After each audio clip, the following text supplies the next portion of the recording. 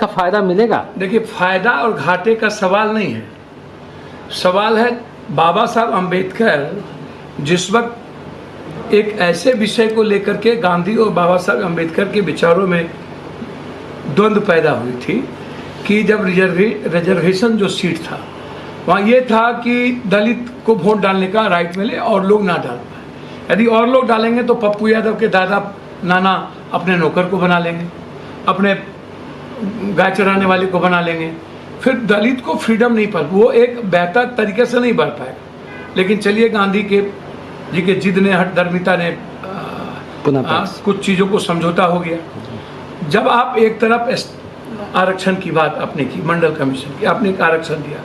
क्यों आरक्षण दिया? कि बेसिकली जो एजुकेशनल, यही ना, शैक्षणिक और सामाजिक आधार कैसे हमारा बढ़े। उस वक्त इकोनॉमिकल नहीं था। ठीक है, आप जब आप समय काल पात्र के अनुसार आप 10% आपने ऊंची जात को भी के लिए भी आरक्षण का डिमांड बढ़ा, तो हम लोगों ने कहा नहीं, जो ऊंची जात के लोग हैं वहाँ गरीब हैं तो उनको भी आरक्षण मिलना चाहिए।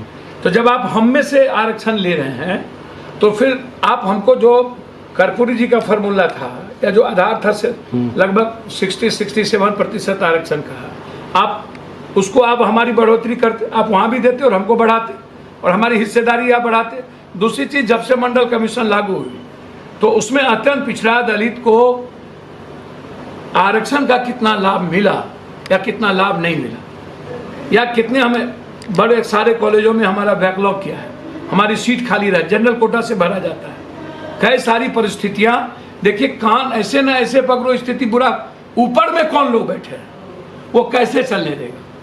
2 भी ओबीसी के सेक्रेटरी नहीं है, कैसे आप चला लीजिएगा? एक भी दलित नहीं है। पूरे भारत में 27% ST/SC होने के बाद 9 करोड़ लगभग आदिवासी, 9.5 करोड़ है, और 2000-3000 भी नौकरी में नहीं है। आजाद हिंदुस्तान के बाद आज भी दलित ST/SC लगभग 70-80% भूमिहीन है। और एक तरफ देश के PM कहते हैं कि हम 84 करोड़ को 5 किलो अनाज पर रखते हैं, दूसरे तरफ मुख्यमंत्री PM कहते हैं कि हम 6000 रुपया पर कैपिटा इनकम है 92% का।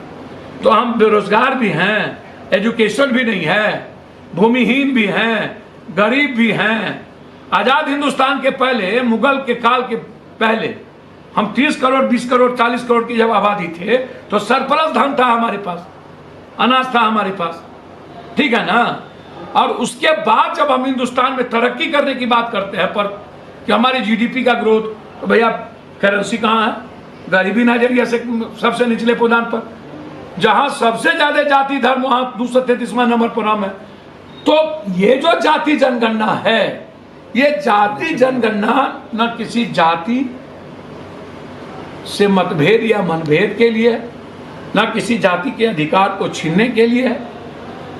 इसमें यह समझना है कि जो निषाद है, केवट है, मल्लाह है, नुनिया है, चंद्रवंशी है, धानुक है, शर्मा है, जोला है, ततमा है, शाह है, जसवाल है, पासवान है, राम है, पासी है, मुसहर है, जो लोग गरीब है, मुसलमान में जो गरीब है, इसकी क्या स्थिति है?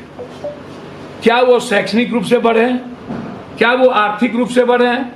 क्या राजनीतिक और सामाजिक रूप से उसकी हिस्सेदारी हुई है? संख्या क्या है? क्या उस संख्या के आधार पर विकास का बंटवारा होना चाहिए? विकास का मापदंड क्या है? जैसे महाराष्ट्र में सबसे ज्यादा NH का जाल बिछ गया, तो बिहार अपना हिस्सा मांग रहा है ना। हो, हम इसी देश के ना स्टेट हैं।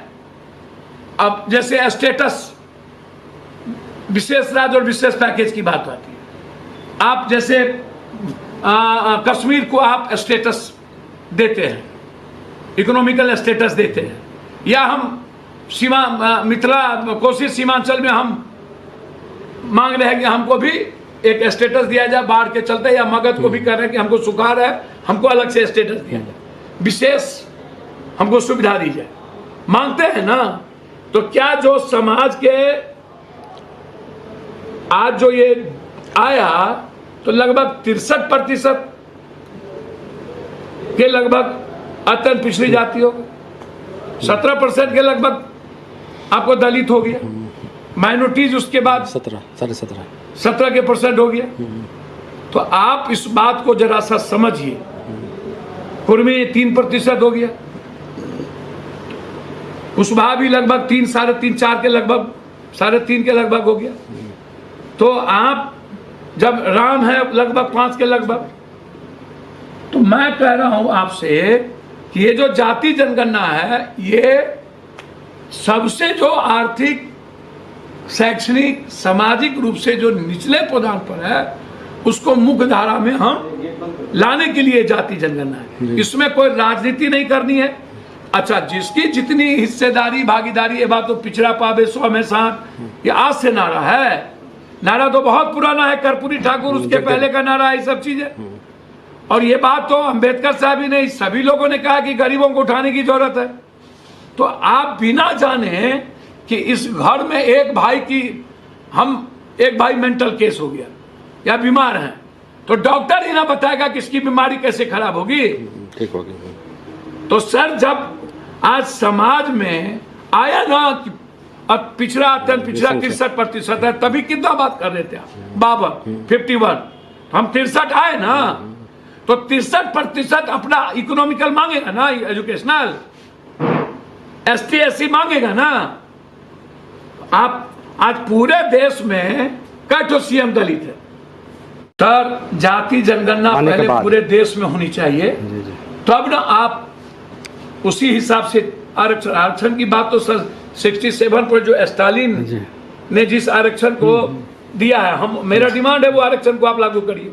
अच्छा। और दूसरी बात की पूरे देश में जाति जनगणना आप लाइए, और जाति जनगणना ला करके आप परिसीमन करिए, और परिसीमन के बाद आप अत्यंत पिछड़ा, माइनॉरिटीज, दलित और OBC के महिलाओं को आप आरक्षण करिए, सीट ब्रैकेट करिए। ये सोच बाबा साहब अम्बेडकर की थी, ये सोच JP का था, लोहिया का था, ये सोच पटेल का था। तो आप पटेल को भूल जाएंगे, बाबा साहब अम्बेडकर को भूल जाएंगे, गोडसे को मानने वाले लोग। तो आप एक्सेप्ट करिए, और इससे किसी ऊंची जाति या पिछड़ी जाति में कोई भेदभाव नहीं है।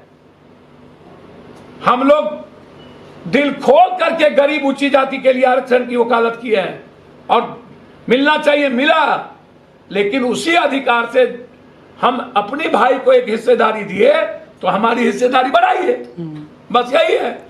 जाति जनगणना किसी जाति धर्म वर्ग के खिलाफ नहीं है, जाति जनगणना राजनीति का कोई मतलब नहीं है। जाति जनगणना आर्थिक, शैक्षणिक, सामाजिक और राजनीतिक हिस्सेदारी और भागीदारी के सवाल पर। बहुत बढ़िया।